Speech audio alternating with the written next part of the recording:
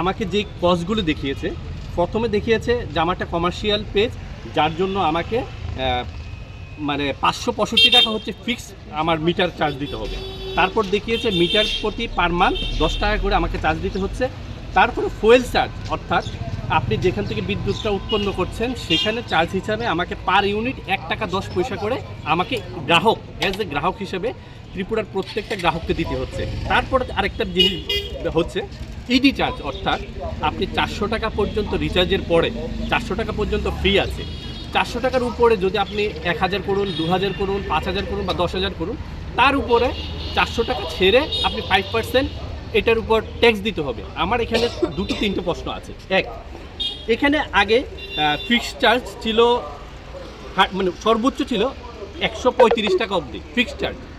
এখন এটাকে বাড়িয়ে পার কেবি ওয়াট, অর্থাৎ পার কেবি ওয়াট করা হয়েছে কমার্শিয়ালদের জন্য 195 টাকা এবং ডোমেস্টিক যে মিটারগুলো রয়েছে সেগুলোর জন্য 70 টাকা। এই বাড়তিটা জনসাধারণ অর্থাৎ ত্রিপুরা রাজ্যের প্রত্যেকটা গ্রাহকের উপরে এটা একটা বোঝা হয়ে গেছে। এক, দ্বিতীয়ত যে ফিক্সড মিটার হিসেবে প্রত্যেক মাসে গ্রাহকদের কাছ থেকে 10 টাকা করে নিচ্ছে প্রত্যেক গ্রাহকের কাছ থেকে, প্রত্যেকটা মিটারের থেকে। থার্ড, এবং এটা আমার কাছে খুবই বেদনাদায়ক মনে হয়েছে, ফুয়েল চার্জ 1 টাকা 10 পয়সা পার ইউনিট। এখন ব্যাপার হচ্ছে আমি বিদ্যুৎ উৎপন্ন করছি, আমি এটা গ্রাহকের কাছে বিক্রি করছি 8 টাকা, যেমন আমার কমার্শিয়াল পেজের ক্ষেত্রে 8 টাকা 35 পয়সা পার ইউনিট আমার কাছে উনি বিক্রি করছে 8 টাকা 35 পয়সা। দেখেন 8 টাকা 35 পয়সা যদি পার ইউনিট বিক্রি করে থাকে, তাহলে উনি কত টাকা দিয়ে কিভাবে উৎপন্ন করলো, কত টাকা ব্যয় হলো, সেটা তো আমার দেখার বিষয় না। এখানে আমার কাছ থেকে পার ইউনিট 1 টাকা 10 পয়সা কেন নেবে, সেটা একমাত্র আমি ভুক্তভোগী না, ত্রিপুরা রাজ্যের প্রত্যেকটা গ্রাহকের কাছ থেকে ফুয়েল চার্জ বাবদ 1 টাকা 10 পয়সা করে কেন নেওয়া হচ্ছে, সেটা রাজ্য সরকার এবং রাজ্যের মাননীয় দপ্তরের মন্ত্রী এবং মুখ্যমন্ত্রীর কাছে একজন সাধারণ গ্রাহক হিসেবে আমি সেটা জানতে চাই। আরেকটা জিনিস, এফডি চার্জ হিসেবে 50%, মানে অর্থাৎ 400 টাকার উপরে হলে 5% কাটা হচ্ছে। এখন যদি আমি 5000 টাকা যদি রিচার্জ করাই, তাহলে 4600 টাকার 5%, তাহলে সেই অঙ্কটা কোথায় যায়? যদি সব কিছুই আমাদের উপর ছেড়ে দেওয়া হয়, তাহলে যে ইউনিট পারপাস 8 টাকা 35 পয়সা যেই টাকাটা মানে গ্রাহকদের কাছ থেকে আসছে, সেই টাকাটা অঙ্কটা কোথায় যাচ্ছে, সেই টাকাটা কোন খাতে খরচ করা হচ্ছে, সেটা আমার একটা বৃহৎ একটা প্রশ্ন রয়ে গেল। আপনি এখানে আসুন, প্রত্যেকটা দিন, এমন কোনো দিন নেই যে সোনামুড়া সাব ডিভিশনের যে এখানে ইলেকট্রিক অফিস বিল দেওয়ার যে জমা নেওয়ার কাউন্টার রয়েছে, প্রত্যেকটা গ্রাহক এই হয়রানির শিকার হচ্ছে। তাই আমি ত্রিপুরার সমস্ত গ্রাহককে অনুরোধ করছি, অন্তত এই ইলেকট্রিক বিলের প্রতি আপনারা সোচ্চার হন, আপনাদের ন্যায্য অধিকার পাওয়ার ক্ষেত্রে আপনারা এটা আওয়াজ তুলুন। সন্ধ্যার পরে লো ভোল্টেজ থাকে, বহুবার এখানে বলা হয়েছে যে একটা ট্রান্সমিটার অ্যাটাচ করার জন্য, কিন্তু ওনারা কর্ণপাতই করছে না। 2-3 মাস পর ওনাদেরকে বললে যে হ্যাঁ আমরা দেখছি, এটা করছি, এরকম বহু অভিযোগ আছে।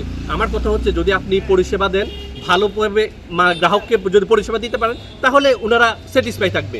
আপনি সকাল 10টা থেকে 5টা অবধি এখানে দাঁড়ান, প্রত্যেকটা গ্রাহকের এই অভিযোগগুলো আছে। সোনামুড়ার এমন কোনো গ্রাহক নেই যে উনি বলবে যে 1000 টাকা রিচার্জ এসে 10 ইউনিট পাইনি, 15 ইউনিট পাইনি, এরকম বহুত।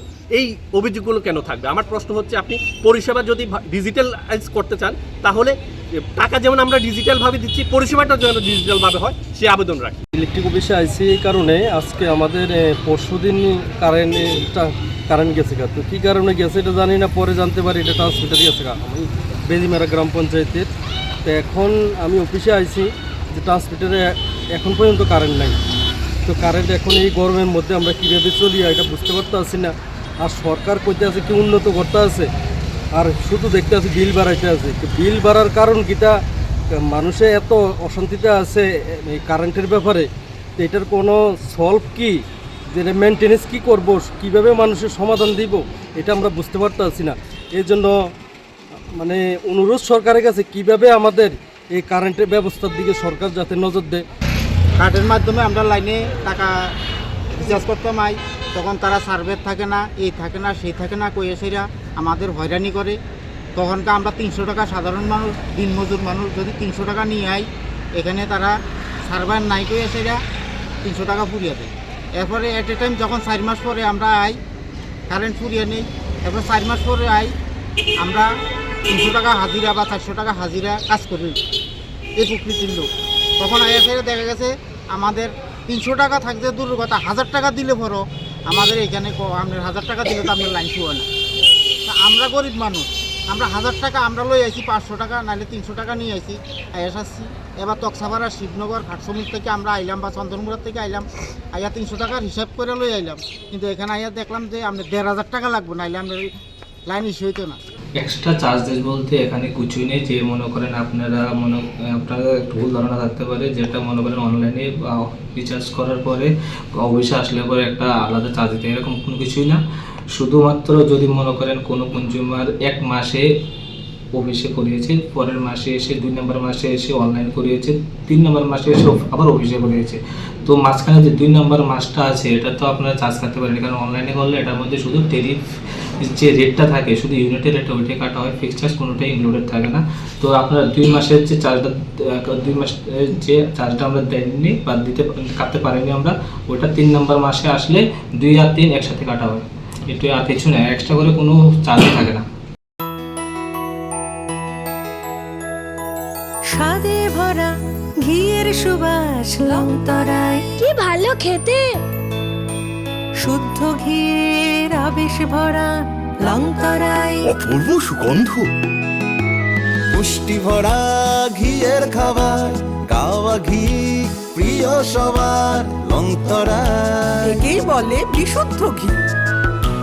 বিশুদ্ধ ঘি নাম মনে রেখো লংতরায়। লংতরাই ঘি রোজ খাবারে তোমাকে চাই। লংতরায়, লংতরায়, লংতরায়।